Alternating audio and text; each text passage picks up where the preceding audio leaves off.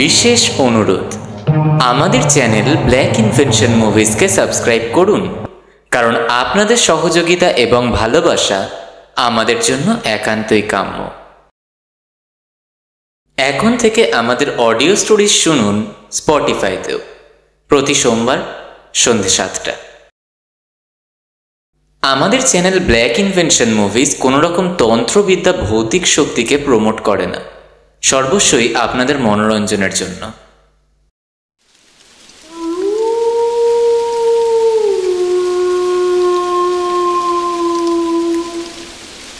Black invention.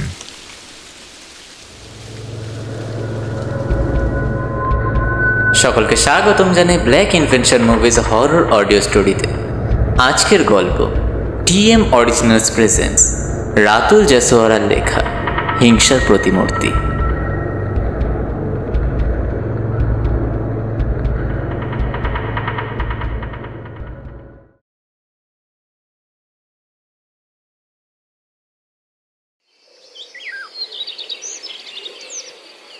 শরতের এক বিকেল, আকাশের রোদের আলো ঝিকমিক করছে, অথচ বাতাসে এক অজানা শীতলতা।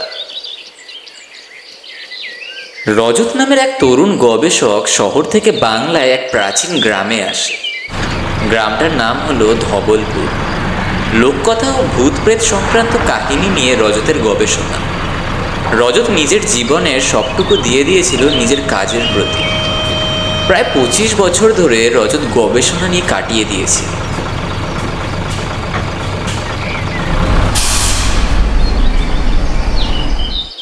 ধবলপুর গ্রামে পা রাখতেই রজত বুঝতে পারে গ্রামে কিছুই যেন ঠিক নেই।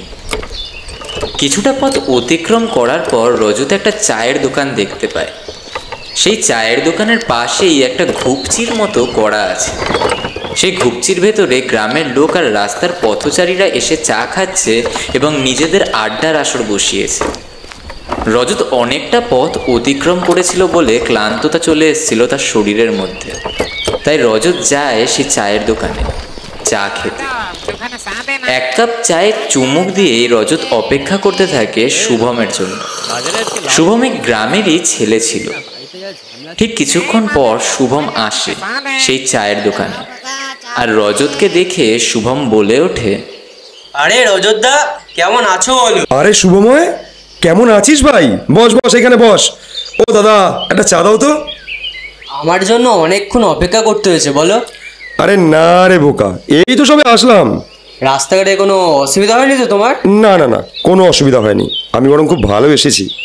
তাহলে চাটা খেয়ে চলো বাড়িতে। দেখো না মেঘটা কেমন কালো হয়ে এসেছে, কখন ঝড় বৃষ্টি নামবে কোনো ঠিক নেই। ঠিকই বলেছিস। চা খেয়ে রজত আর শুভম রওনা দেয় শুভমের বাড়ির দিকে। কিছুক্ষণ আগেই আকাশটা পুরো পরিষ্কার ছিল, কিন্তু হঠাৎই কালো মেঘে ভরে গেছে। আকাশটাকে দেখে মনে হচ্ছে যে এক্ষুনি বৃষ্টি নামবে। রজত আর শুভম আকাশের অবস্থা খারাপ দেখেছিল বলে তারা সিদ্ধান্ত নেয় মাঠের উপর দিয়ে তাড়াতাড়ি বাড়ি ফিরবে। তাই জন্য তারা ধান চাষের জমির পাশের পথ ধরে জোরে হাঁটা দেয়। কাদামাটির ওপর দিয়ে হাঁটতে হাঁটতে রজত খেয়াল করে একসঙ্গে অনেকগুলো ব্যাঙ উচ্চস্বরে ডাকছে। ব্যাঙের শব্দ শুনে রজত বলে ওঠে, কিরে শুভম, কত ব্যাঙ ডাকছে রে, শুনতে পাচ্ছিস? আরে এসব আমাদের মতন গ্রামের মানুষদের কাছে সাধারণ ব্যাপার। অনেক জোরে বৃষ্টি নামবে হয়তো, তাই ডাকছে। শুভমের কথা শেষ হতে না হতেই জোরে বৃষ্টি নেমে আসে। বৃষ্টির মধ্যে ভিজতে ভিজতে তারা ধানের জমি পার করে শুভমের বাড়িতে পৌঁছে যায়। শুভমের বাড়িতে ঢুকতেই শুভম রজতকে একটা গামছা হাতে দিয়ে বলে ওঠে, এ নাও গামছা, যাও একেবারে বাথরুমে ঢুকে স্নান করে নাও। ঠিকই বলেছিস, আগে স্নানটা করিনি, না হলে আবার ঠান্ডা লেগে জ্বর চলে আসবে। এরপর রজত স্নান করার জন্য বাথরুমে ঢুকে যায় এবং শুভম বাইরের কলপাড়ে চলে যায় স্নান করতে। স্নান শেষ করে তারা দুইজন দুপুরের খাবার খাওয়ার জন্য খেতে বসে যায়। ঠিক তখনই রজত শুভমকে বলে ওঠে, হ্যাঁ রে, তোর মা বাবাকে দেখতে পেলাম না তো এখন, তারা কোথায়? আমার মা বাবা কয়েকদিনের জন্য বাইরে গেছে, বেড়াতেই গেছে, 1 মাসের পর আসবে। ও, তার মানে তুই বাড়িতে একলা এখন? হ্যাঁ গো, এই কয়েকদিন বাড়িতে একলাই আছি। কিরে, তাহলে আমরা কবে যাব সেখানে? কোথায়? সেই বাঁশবাগানের কথা বলছো? হ্যাঁ। যাবো, এই তো আজকে সবে আসলে, আজকের দিনটা বিশ্রাম নাও, কালকে যাবো, কেমন? এরপর শুভম আর রজত খাওয়া দাওয়া শেষ করে বিশ্রামের জন্য বিছানায় শুতে চলে যায়।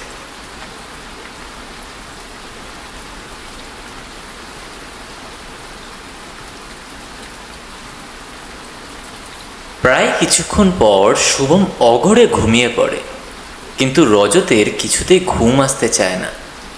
রজত বিছানার মধ্যে এই পাশ ওই পাশ করে ঘুমানোর চেষ্টা করে। হঠাৎ রজত খেয়াল করে পাশের বাড়ির লোকেরা কোনো কিছু নিয়ে আলোচনা করছে। রজতের কানে শব্দ আসতেই রজত বিছানার থেকে উঠে বসে এবং এগিয়ে জানালার পাশে কান পেতে শোনার চেষ্টা করে। তখন রজত শুনতে পায় পাশের বাড়ির লোকেরা আলোচনা করছে মৃতদেহটা কোথায় কবর দেবে। রজত কথাটা শুনে সচেতন হয়ে যায় এবং শুভমকে ডাকতে থাকে। ঠিক তখনই শুভম ঘুম থেকে ওঠে এবং বলে, কি হয়েছে, ঘুমাও না তুমি? আরে ঘুমাবো কি, এদিকে আয় তাড়াতাড়ি। এরপর শুভম রজতের পাশে গিয়ে দাঁড়ায় আর পাশের বাড়ির কথোপকথন মনোযোগ সহকারে শোনে। শুভম রজতকে বলে, আবার আজকে মনে হয় সে আসবে। কে আসবে? কার কথা বলছিস তুই? সেই রাক্ষসটা। রাক্ষস? কি বলছিস, আমায় একটু খুলে বল না। দাঁড়াও সব বলছি, তুমি এখানে বসো, আমি আসছি। শুভম রজতকে বিছানার উপরে বসতে বলে আর শুভম বাড়ির সদর দরজায় এবং সমস্ত ঘরের জানালা দরজা বন্ধ করে দেয়। বন্ধ করে রজতের কাছে যায় এবং বলে ওঠে, শোনো তাহলে, সেই রাক্ষসের কথা তোমায় ফোনে বলেছিলাম, মনে আছে? তুই তো কোনো একটা ভূতের ঘটনা ঘটেছিল, সেই বিষয় নিয়ে আমাকে বলেছিলি। আরে ওটাই তো, আমাদের গ্রামের শেষ প্রান্তে মানে উত্তর দিকে একটা বড় বাঁশবাগান আছে। সেই বাঁশবাগানের পাশেই রয়েছে কবরস্থান, আর কবরস্থানে যারাই কবর দেয় তাদের দেহ নাকি রাত্রিবেলা করে নিজেদের কবর থেকেই উধাও হয়ে যাচ্ছে। কি বলছিস তুই? আরে হ্যাঁ গো, প্রায় বিগত 2 বছর ধরে এই ঘটনাই ঘটছে আমাদের গ্রামে। তা এত কিছু চলছে এই গ্রামে, তাহলে গ্রামের লোকেরা কোনো অ্যাকশন নিচ্ছে না কেন? আরে সমস্ত কিছু করা হয়েছে। এই গ্রামে একজন লোককে সেইখানে সুরক্ষার জন্য দেওয়া হয়েছিল, প্রায় 3 মাস পুরনো ঘটনা। সেই লোকটা এখন নিরুদ্দেশ, তাকে খুঁজেই পাওয়া যাচ্ছে না। শোন, আমাকে নিয়ে যেতে পারবি সেই কবরস্থানে? এরপর শুভম রজতকে সেইখানে নিয়ে যাবে বলে সমস্ত কিছু ব্যবস্থা করে নেয়। তারা দুইজন তৈরি ছিল আজকে রাতে সেইখানে যাবে বলে, কিন্তু শুভম একটু হলেও ভয়ের মধ্যে ছিল। শুভম ভাবছিল সেইখানে যাওয়াটা কি ঠিক হবে। সন্ধে 7টা। শুভম নিজের পাশের বাড়ির লোকের সাথে কথা বলে খবর নিয়ে নেয় যে কখন তারা যাবে দেহটিকে কবর দিতে।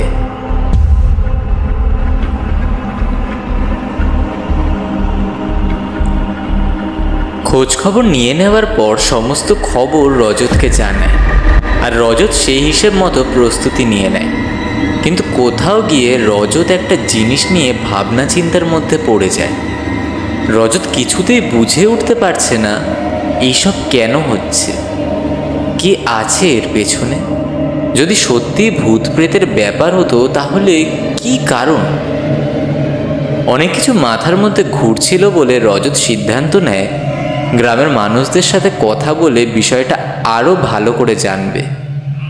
ঠিক কিছুক্ষণ পর রজত শুভমকে বলে ওঠে, এই শুভম, বলছি শোন না, আমি একটু বাইরে থেকে আসছি। এই সন্ধ্যেবেলায় কোথায় যাবে বলো তো? আরে বেশি দূর যাব না, তুই আমাকে নিয়ে তো চিন্তা করিস না তো, আমি ঠিক সময় মতো চলে আসবো। এই কথোপকথন করে রজত শুভমকে কিছু না জানিয়ে বেরিয়ে পড়ে। রজত প্রথমে ভাবে যে চায়ের দোকানে যাবে আর সেইখানে গিয়ে চা খেতে খেতে গ্রামের মানুষদের থেকে খোঁজ খবর নেবে। রজত সেই ধানের জমির পাশের পথ ধরে সেই চায়ের দোকানে যাচ্ছিল। এই পাশ ওই পাশ ঘুরে দেখতে দেখতে রজত খেয়াল করে গ্রামের মানুষজন সন্ধ্যের মধ্যে নিজেদের ঘরে ঢুকে পড়ছে আর ঘরের জানালা দরজা বন্ধ করে দিচ্ছে। এই সমস্ত কিছু দেখে অবাক হয়ে যায় রজত। তারপর আস্তে আস্তে ধানের জমি পার করে প্রবেশ করে সেই চায়ের দোকানে। দাদা, এক কাপ চা দিন তো। আরে এখন কি চা খাওয়ার সময়? জানো না আজকে গ্রামে কি আছে? কি আছে গ্রামে? আর এত তাড়াতাড়ি সব দোকান বন্ধ হয়ে যাচ্ছে কেন? আপনি কি এই গ্রামে নতুন? হ্যাঁ হ্যাঁ, আমি আজকেই এসেছি। বুঝতেই পেরেছিলাম, তাই জন্যই হয়তো আপনি না জেনেই চা খেতে চলে এসেছেন। ঠিক আছে, বসুন, দিচ্ছি চা আপনাকে। আচ্ছা দাদা, বলছি আপনি বললেন না তো যে আজকে গ্রামে কি আছে? সব কিছু না জানাটাই ভালো, বুঝলেন তো? এসছেন ঘুরতে, ঘুরে চলে যাবেন, এত কিছু নিয়ে চিন্তা করতে হবে না আপনাকে। নিন নিন, ধরুন চাটা ধরুন। সেই চায়ের দোকানের লোকটার কথা শুনে রজতের মাথায় এক একটা করে কৌতূহল ঘুরপাক খেতে শুরু করল। রজত কিছুতেই লোকটার পেট থেকে কথা বার করতে পারল না বলে নিজের মধ্যে আফসোস করতে লাগলো। এরপর রজত চায়ের গ্লাসে চুমুক দিয়ে জামার পকেট থেকে তামাক পাতা বার করল। চায়ের দোকানের লোকটা রজতের হাতে তামাক পাতা দেখে এগিয়ে আসলো রজতের দিকে। আর ঠিক তখনই লোকটা রজতকে বলে উঠল, বলছিলাম দাদা, আপনি যদি কিছু না মনে করেন তাহলে কি আমায় একটু তামাক দেবেন? লোকটা রজতের থেকে তামাক খেতে চেয়েছিল বলে রজতের কাছে একটা সুযোগ এসেছিল। রজত মনে মনে একটা পরিকল্পনা করে নিয়েছিল। রজত ভাবছিল যদি তাকে নেশা করিয়ে সবকিছু বার করে নিই তাহলে সব জেনে যাব। ঠিক তখনই রজত নিজের বুদ্ধির টোপটা ফেলল সেই লোকটির উপরে। হ্যাঁ হ্যাঁ, অবশ্যই দেব। নেশার জিনিস কি আর বারণ করা যায়? আগে আপনাকে অনেক ধন্যবাদ জানাই। আরে ধন্যবাদের কি আছে? আপনি বরং একটা কাজ করুন, আপনি ওই দোকানটা বরং বন্ধ করুন। আমি ততক্ষণে ওই যে গোপচার পাশের যে জায়গাটা, আমি ওইখানে বসে তামাকটা বরং বানাই, কেমন? হ্যাঁ হ্যাঁ, ঠিক বলেছেন। দাঁড়ান, আমি আগে দোকানটা বন্ধ করে নিই। হ্যাঁ হ্যাঁ হ্যাঁ, যান যান যান। এরপর রজত তামাকটা নিয়ে গোপচার পাশে বসে যায় আর অপরদিকে সেই বয়স্ক লোকটা নিজের দোকান গুছিয়ে বন্ধ করতে যায়। প্রায় কিছুক্ষণ পর লোকটা দোকান বন্ধ করে দেয় আর তারপর রজতের কাছে যায় এবং বলে ওঠে, আরে দাদা, আপনার মতন মানুষ হয় না। কতদিন পর মনের আনন্দে গালেরা টানবো বলো তো? আরে ঠিক আছে, বসুন, এখানে বসুন। বলছিলাম আপনার কাছে দেশলাই আছে? হ্যাঁ হ্যাঁ আছে, এ নিন। এরপর রজত গাঁজাটাকে জ্বালায় আর সেই লোকটার হাতে তুলে দেয়। লোকটা মনের আনন্দে একটান দেয় আর বলে ওঠে, এই নিন দাদা, আপনি এবারে টানেন। আরে আগে আপনি মন ভরে টেনে নিন, আমার কাছে এখন অনেক পড়ে রয়েছে, আমি পরে টানবো। একটান দুইটান করে পুরো তামাকটাই সেই লোকটা টেনে খেয়ে নেয়। আস্তে আস্তে তার নেশা মাথায় উঠে যায়। ঠিক তখনই রজত নিজের প্রশ্ন করা শুরু করে সেই লোকটার কাছে। খেয়ে মন ভরলো আপনার? আরে হ্যাঁ, অনেকদিন পর খেয়েছি তো, তাই নেশাটা মাথায় উঠে গেছে। আচ্ছা, আপনি তো আমায় বললেন না আজকে গ্রামে কি আছে? আরে অনেক বড় গল্প, এখন রাত হয়ে গেছে, কি আর শুনবে বলুন তো? আরে সে ঠিক আছে, আপনি বলুন না, আমি তো এখন আছি এইখানে। এত করে যখন শুনতে চাইছেন তাহলে শুনুন। ঘটনাটা প্রায় আজ থেকে 5 বছর পুরনো। আমাদের গ্রামের যে গ্রাম পঞ্চায়েত ছিলেন তার মেয়েকে নিয়ে যত সব। তার মেয়েটা দেখতে খুব সুন্দর ছিল, বড় বড় চুল, বড় বড় চোখ, চেহারাটাও খুব সুন্দর। যখন মেয়েটার ছোট ছিল তখনই সব ঠিক ছিল, কিন্তু যেই বড় হলো সেই তাণ্ডব শুরু।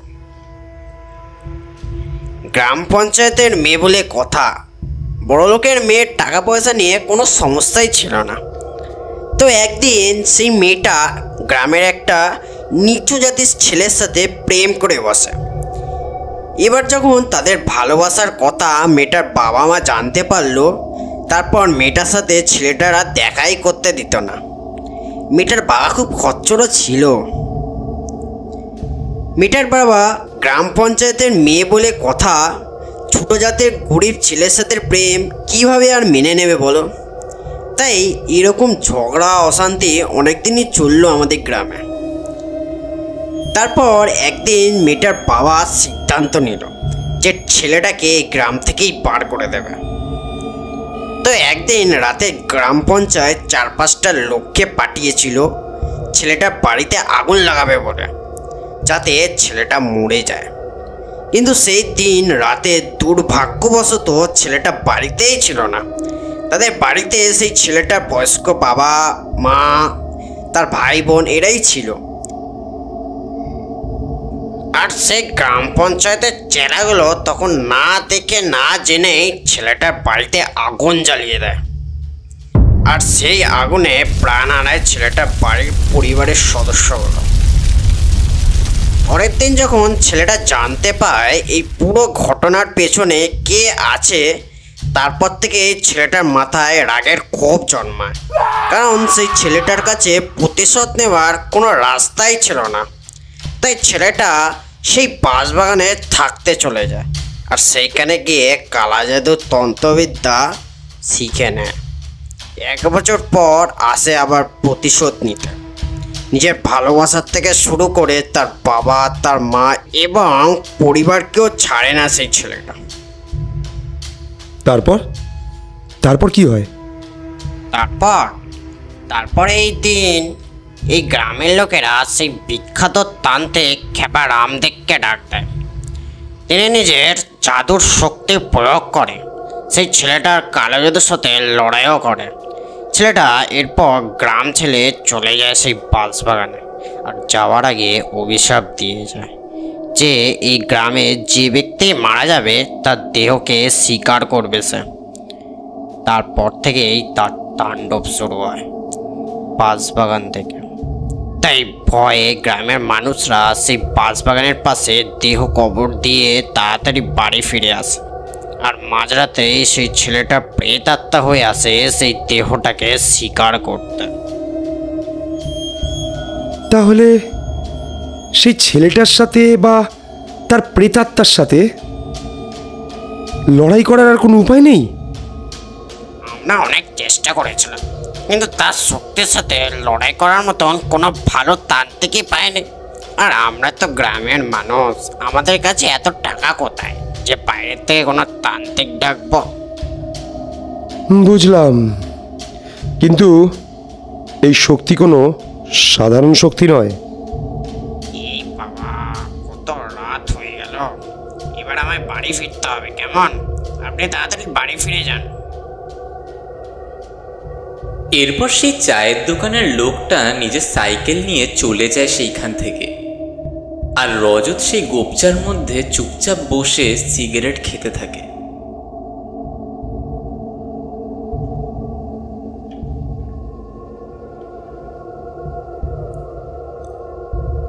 রজতের মাথার মধ্যে সেই লোকটার কথাগুলো ঘুরপাক খাচ্ছিল। রজত কিছুতেই নিতে পারেনি সেই লোকটার কথাগুলো। রজত ভাবছিল যে আদেও কি লোকটা ঠিক বলল নাকি কোনো গল্প শোনালো। এরপর রজত সেইখান থেকে উঠে শুভমের বাড়ির দিকে রওনা দেয়।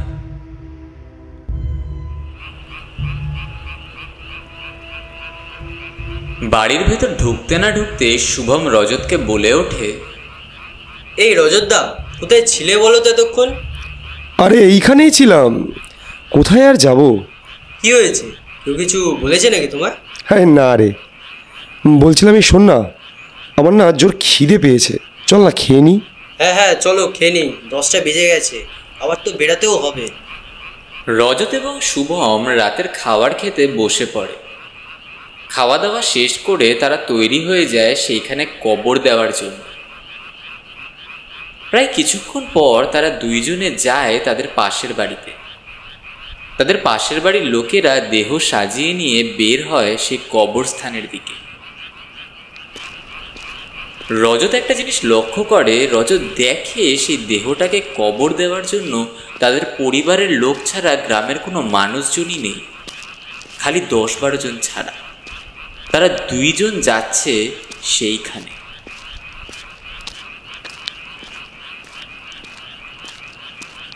রাত প্রায় 11টা। আকাশের মেঘগুলো পুরো কালো হয়ে এসেছে, মনে হচ্ছে বিশাল ঝড় বৃষ্টি নামবে।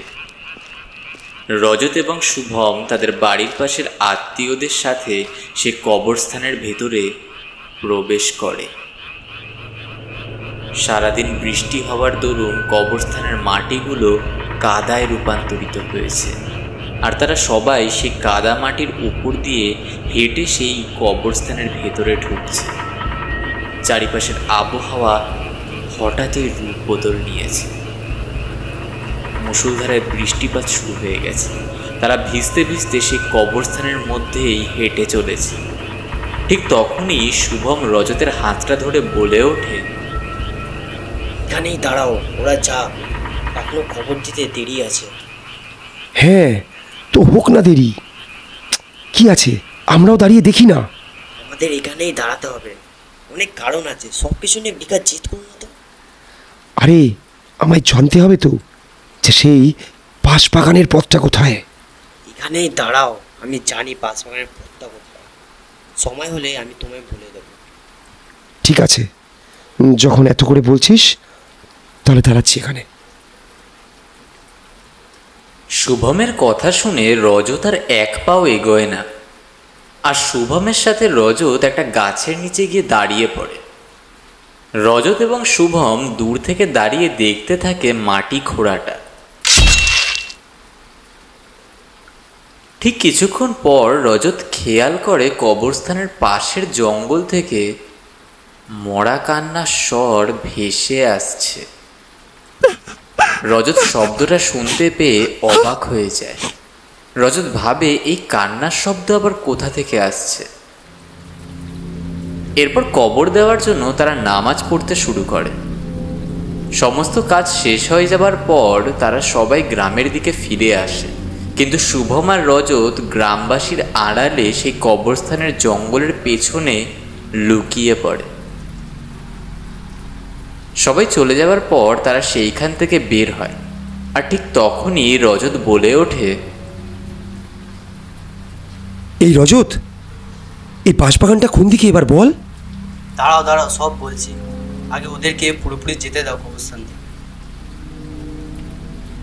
এরপর গ্রামের লোকেরা সেই কবরস্থান থেকে চলে যাওয়ার পর শুভম রজতকে সেই বাগানের দিকে নিয়ে যায়। গভীর রাত, আকাশে আধো আধো মেঘের ফাঁক দিয়ে অল্প চাঁদের আলো ছড়িয়ে পড়েছে ঘন জঙ্গলটার বুকে। চারিপাশে নিস্তব্ধতা, শুধু দূরে কোথাও শুকনো পাতার উপর অচেনা কিছু টুপটাপ শব্দ শোনা যাচ্ছে। শুভম আর রজত সে বাঁশবাগানের সামনে বসে অপেক্ষা করতে থাকে কখন সে প্রেতাত্মা আসবে সেই দেহটাকে নিতে। সময় কাটতে থাকে, কিন্তু কোনো অনুভব করতে পারছিল না তারা আশেপাশে ঘন জঙ্গলে কাউকে দেখতেও পাচ্ছিল না। কাউকে না দেখতে পেয়ে শুভম রজতকে বলে ওঠে, কি গো রজতদা, রাত তো অনেক হলো, কাউকে তো দেখতেও পাচ্ছি না। হ্যাঁ রে, কিছুই কিন্তু বুঝতেও পাচ্ছি না, কিন্তু জানিস আমি না অনেক কিছু অনুভব করতে পারছি। আমার মন বলছে অনেক বড় কিছু হবে এইখানে। আমার তো খুব ভয় করছে, জঙ্গলের মধ্যে আবার সাপখোপের উৎপাতও আছে। চলো বাড়ি ফিরে যাই।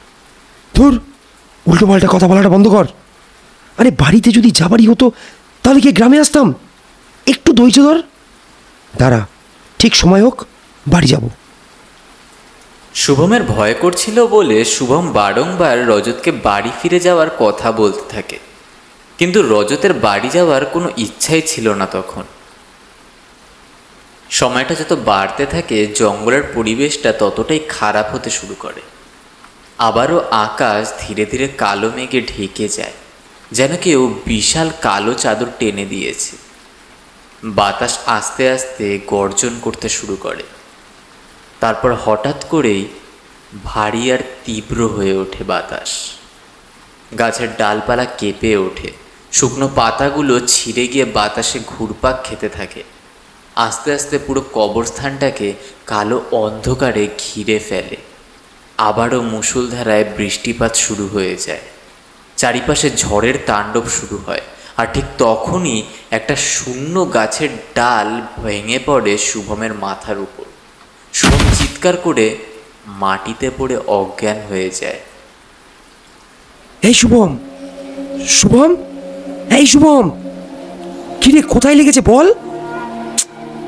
কিরে, তোর এই ঝড় বৃষ্টির মধ্যে কি করবো এবার? আচমকাই রজতের কানে একটা মৃদু হাসির শব্দ ভেসে আসে। রজত দেখতে পায় সে কবরের মাটি কাঁপছে। কবরটার পাশে একটা কালো অবয়ব দাঁড়িয়ে রয়েছে। অন্ধকার হওয়ার দরুন রজত ঠিক করে কিছু দেখতে পারছিল না। আচমকাই সে কবরের ভেতর থেকে সেই দেহটা বের হয়ে আসে। দেহটা শূন্যে কিন্তু ভাসছে। রজত এইসব নিজের চোখে প্রথমবার দেখতে পায় বলে এক জায়গায় ভয় দাঁড়িয়ে যায়। রজত কিছুতেই বুঝে উঠতে পারছিল না এবার সে কি করবে। ঠিক তখনই সে অবয়বটা দেহটাকে নিয়ে এক দৌড়ে বাঁশবাগানের ভেতরে ঢুকে যায়। রজত তার পেছন নেয় আর সে বাঁশবাগানের ভেতরে প্রবেশ করে। বাঁশবাগানের ভেতরের পরিবেশটা বেশ ঠান্ডা। এখানে আবার কোনো বৃষ্টি হচ্ছে না।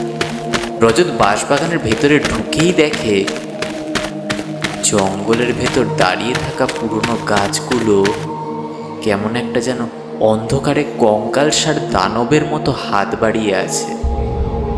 গাছের বাঁকা ডালগুলো নড়ে উঠলে মনে হয় কেউ যেন ফিস ফিস করে কথা বলছে। ঝোপঝাড়ের ভেতর থেকে মাঝে মাঝেই অদ্ভুত আলো ঝলসে ওঠে, কিন্তু কাছে গেলে মিলিয়ে যায় অদৃশ্যের মধ্যে। হঠাৎ দূরে শিয়ালের ডাক আর বাদুড়ের শব্দ পায়। রজতের শরীরটা যেন কেঁপে ওঠে ওই শব্দে। ঠিক কিছুক্ষণ পর রজত কিছু কাটার শব্দ শুনতে পায়। রজত দেখে সে কালো অবয়বটা সেই দেহটাকে নিয়ে মাটিতে রেখে কাটছে, ঠিক বুকের মাঝখান দিয়ে। রজত এইসব দেখতে পেয়ে ভয় সেইখান থেকে পালাতে শুরু করে। পালাতে পালাতে রজত বাঁশবাগানের বাইরে চলে আসে আর তার পেছন পেছন সে কালো অবয়বটাও চলে আসে তার সামনে। রজত কি করবে বুঝে উঠতে পারছে না, আর অবয়বটা আস্তে আস্তে রজতের দিকে এগিয়ে আসছে। সেই অবয়বটার হাতের মধ্যে ছিল রক্তমাখা কুড়ুল, আর সে কুড়ুল দিয়েই অবয়বটা রজতের মাথায় আঘাত করে।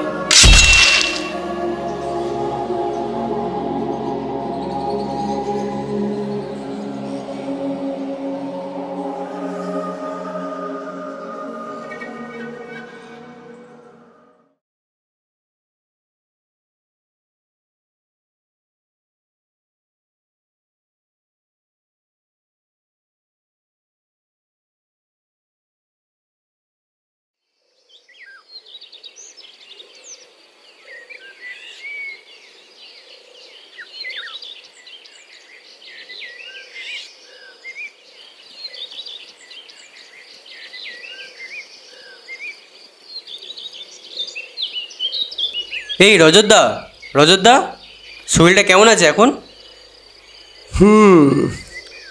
আচ্ছা, আমি এইখানে কি করছি? আমার তো তাই প্রশ্ন, কী হয়েছিল কালকে রাতে? তোমার মাথায় এত বড় আঘাত আসলো কোথা থেকে? লেগেছিল তো মাথায় আঘাত তোর। আচ্ছা, তুই কি আমাকে এখানে নিয়ে এসেছিস? হ্যাঁ, আমি নিয়ে এসেছি তোমায়। আমার যখন জ্ঞান আসে তখন আমি দেখি তুমি অজ্ঞান হয়ে সেই কবরের সামনে পড়ে আছো। তাহলে কি সে আমাকে ছেড়ে দিয়ে গেল। কার কথা বলছো বলো তো? আহ, কই, কিছু না, কিছু না।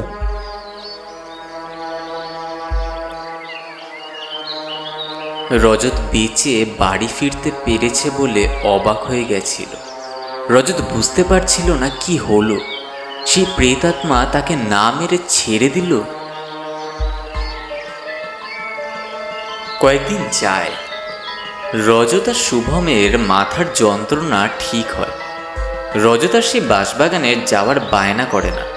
কিছুদিন পর যখন নিজের বাড়ি ফিরবে বলে তৈরি হয়ে বেরিয়েছিল শুভমের বাড়ি থেকে রজত, তখন রজত চা খাওয়ার জন্য সেই দোকানে যায়। দোকানটা কিন্তু তখন ফাঁকা ছিল। আর তখন রজত সেই দোকানের লোকটার থেকে 1 কাপ চা চায়। কাকা, 1 কাপ চা দাও তো। আরে আপনি কেমন আছেন? আপনার শরীরটা এখন? আরে, আপনি কি করে জানলেন যে আমার শরীর খারাপ? সব জানি, আমি তো গিয়েছিলাম আপনাকে আনতে। আপনি গিয়েছিলেন? আপনি গিয়েছিলেন আমাকে আনতে? আগে হ্যাঁ, যা বলছি ঠিকই বলছে। আমি সেদিনকে রাতে আপনার কথা শুনে বুঝতেই পেরেছিলাম আপনি যাবেন ওই বাঁশবাগান। ভালো হয়েছে আপনি সেখান থেকে বেঁচে ফিরতে পেরেছেন। আচ্ছা, এত কিছু আপনি জানলেন কি করে? আগে যা হয়ে গেছে ভুলে যান, সুস্থভাবে বাড়ি ফিরতে পেরেছেন, এটাই ভালো। কেমন, যান বাড়ি যান। দুর্গা দুর্গা। রজত সেই চায়ের দোকানের লোকটার কথা শুনে অবাক হয়ে যায় আর নিজের মধ্যে গজগজ করতে থাকে। কি আজব লোক মায়েরি, মালটা এত কিছু জানলো কি করে?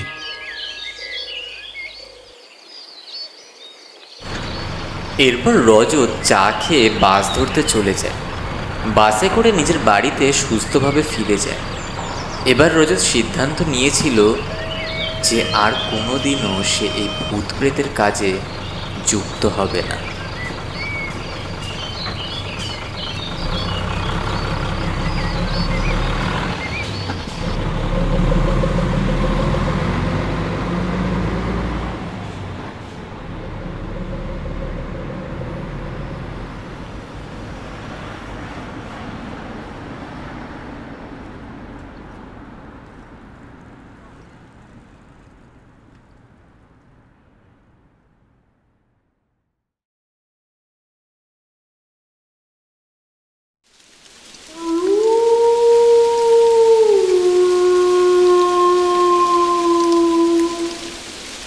Black Invention.